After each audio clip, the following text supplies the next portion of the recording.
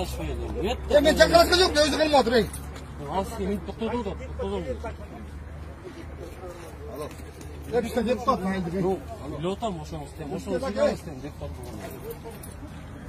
İskele'de men zamanla beri kadar. Ne kadar teşekkür ismi?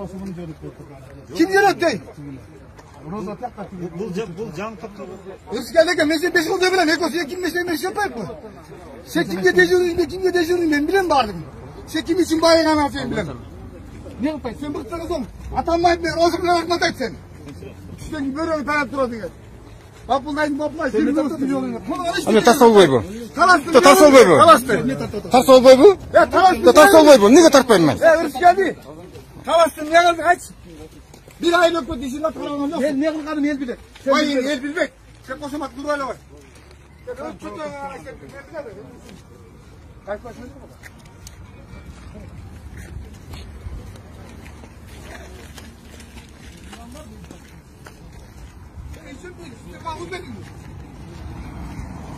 Ya hırsı böyle bir sınav. Kolay mı sınavdı? Hırsı gel dönelim bile. Sen bul. Hey deputatı da 10. deputatı bile. Deputat emez bile 5 yıldan beri bile. O yeğenim. Berenmedin so'rab bering sizdan bo'ldi. Borib so'rashadi. Yolu kavradım bile. Kaynıkta gitmek. Kavga değildi. Çayını içine talasın bağlı atkanın gittirdi. Talasın dışından Koşalım öyle sizin, sevim böyle. Yapmayın bunu böyle. Siz yok öyle söylüyorsunuz. Ben adatlar talasın en düşman usul. Talasın nasıl? Mandatında hırs geldi arada hey. Hırs geldi talasın var mı? Kötü dedim bana. Bekleyetten. Kötü dedim. Ne olacak? Kamayacak mı? Birovni obro'ni keltirib o'tadi. Sen getiriyorsun deputatlarına. Hep sonuna karma da olsun deputatlarda. Yeni bir arma vardır en iyi. Vurdum o zaman ben. Hırs geldi mi? Ben bana 10 gün istesem mi olanlar? Bu hırs geldi mi? Karmatmak da kavimlikte değil ismet. Onlar da isim baktamını yiyoruz ya. Talas o atan adamlardı. Memlekette faydası yok. Memlekette ziyan da başka faydası yok. Açık ayetme elde hukuklar var. Hırs geldi Mehmet. Memlekette faydası da ziyan bu bile. Ben buna prekrasla bilen. Ben tüsteyin 5 yıldan yedim. Yoldu karı olsun ne? Hırs geldi ki. Dürt şeker ya. Erkek mi? Sıra mı? Ya sıra mı neyse? Hırs geldi de dava çıkacağım. Sıra çıkacağım mı neyse? Hırs geldi. Sen bir dava çıkan bu saska. Sen tavasın, kötüsün bile, kötüsün. Şeker yemez, kötüsün bile, tavasın bile. Kötüsün bile.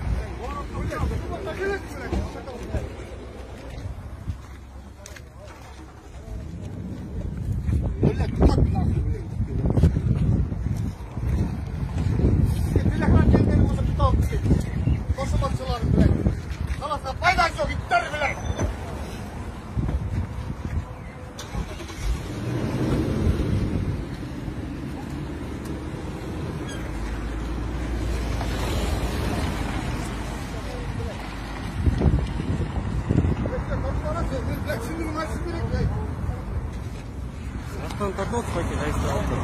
Hangi tartmayın? Köt bile, talas deputat emez. Tartmağına zakon var mı? Niye tartmayın? El bilsin de, ne elge bilişim gerek de, ne? Açık sınırlıkta bildirişim gerek. Osa için tartatam. Zakon olsa ayıp kılan.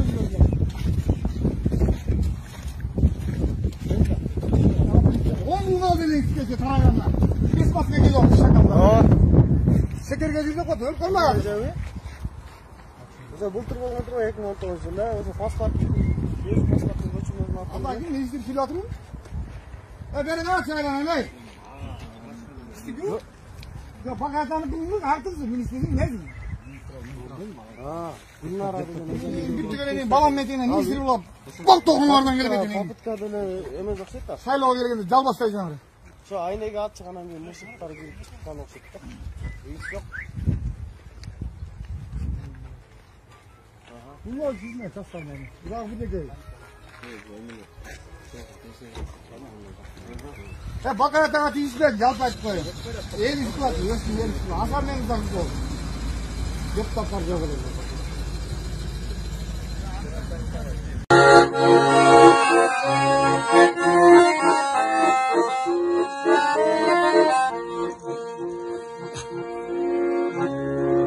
Ay çocuk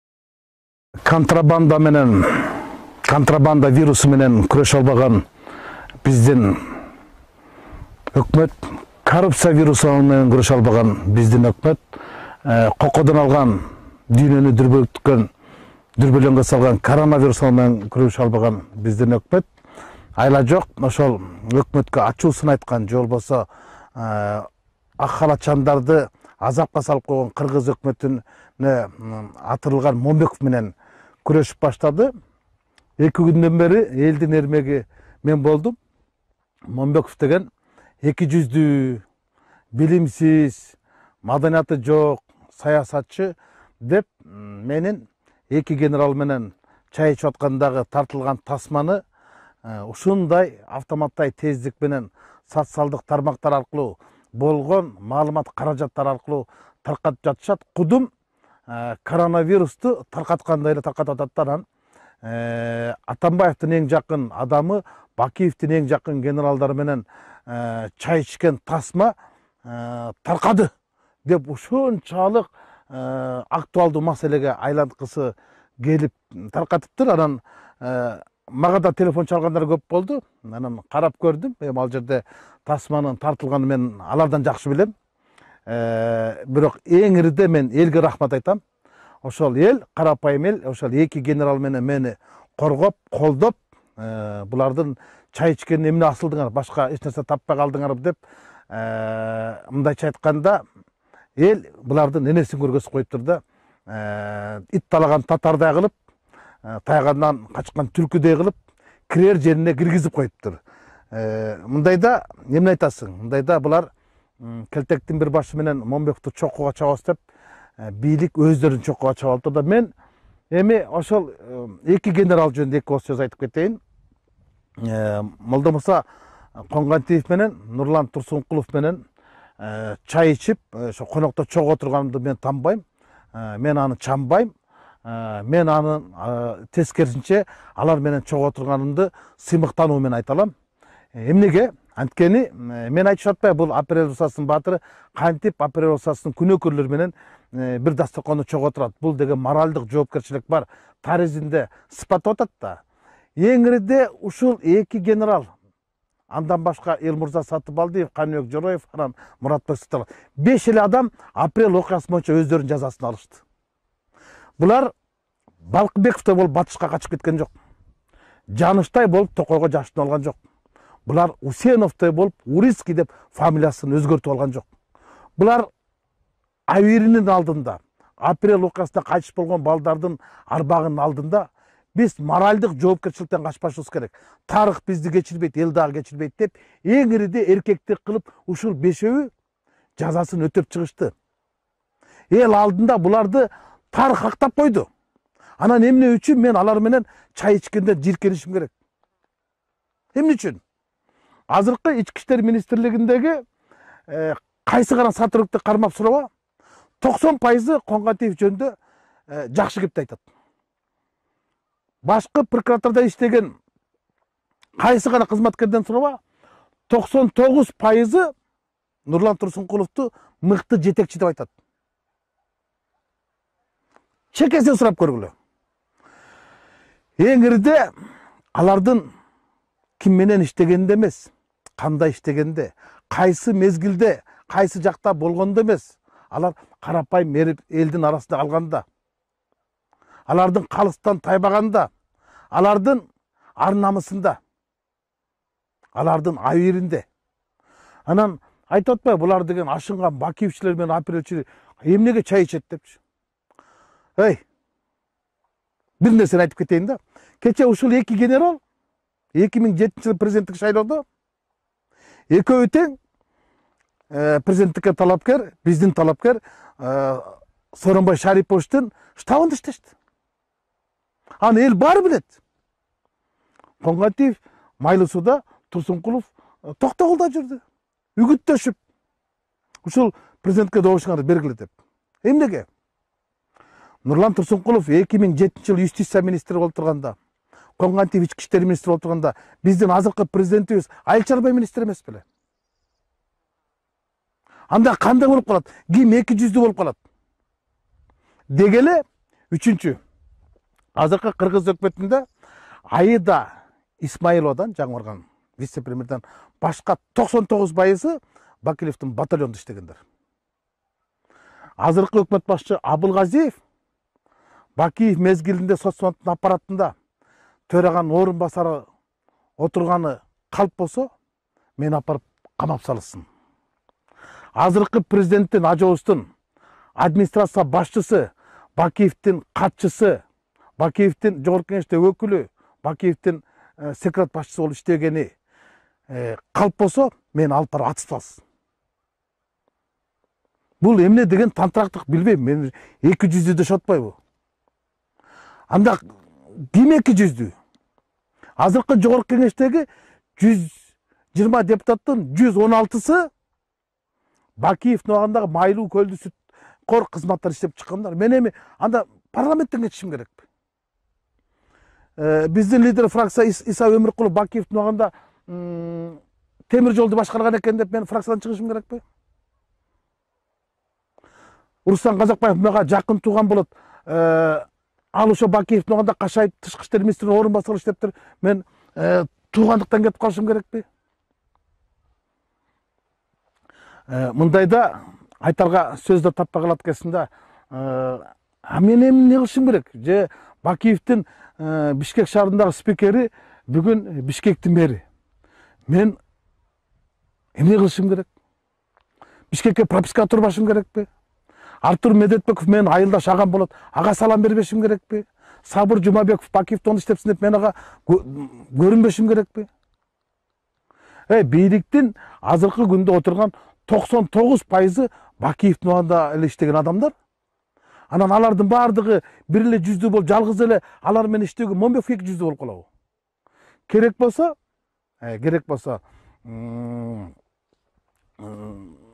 азыркы башкы прокурор, анын орун басары Өткүрбек Асылбекович, анын орун басары Нурлан Камалбекович, Ысык областынын прокурору, булардын баардыгы 2005-жылы Нурлан Турсункулов Талас областында прокурор болуп турган кезде көздөй көргөн кадрлар болчу.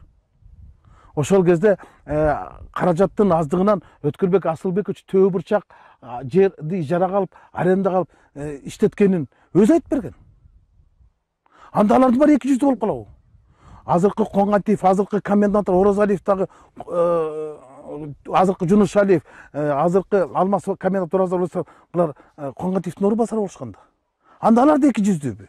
Анда бийликтегилердин баардыгы 200 экен да. Бийликтин баардыгы 200 экен да. Мен бир нерсе айтам, мен ошол эки генерал менен отуруп чай ичкениме сыймыктанам. Алар анткени чыныгы жүзүн көргөздү. Ал эми билинбей бийликте жүргөн генералдар бар. Азыр дагы эч нерсени сезбестен моралды кой, жоопкерчиликти кой, тарыхты кой, азыр деле жүрүшпөйбү? Бийликтин ар кайсы бутактарында. Аларга караганда бул эки генерал элдин арасында жүрөт. Эч нерсе сурабай эле, эч нерсеге кызмат сурабай эле, сын такпай эле, өз абийирлери менен жүрүшпөйбү. Анан ошолор менен чай ичкен мен үчүн сыймыктуу дагы аларга менен чогуу жүргөн башка генералдар менен чай ичкен мен үчүн жийиркеничтүү. Мен ушуну айтып коеюн дедим. Анан бийликтин троллдор канчалык мени жаманат кылганга аракет кылбасын, майнап чыкпасын көрдү окшойт. Анткени эл баары бир чындык тарапта болорун ушул тасма аркылуу дагы бир жолу көргөзүп койду. Эми троллдор деген бул кыргызча корлор да. акчага жалданган адам бул жашоодо алданган адамдан эч айырмасы жок да. Корлор, шорлор, алар жугунду кор дейсиңби, жугунду шор дейсиңби, айырмасы жок да. Бирок алар эриде башка нерсе кылатпайбы? Маселен, азыркы алардын мени эки жүздүү дегени айланып келеле азыркы бийлик бар тийип атпайбы? Бийликтин бардыгы ошол менен иштешип атпайбы? А тургай бир нерсени дагы тактап кетейин.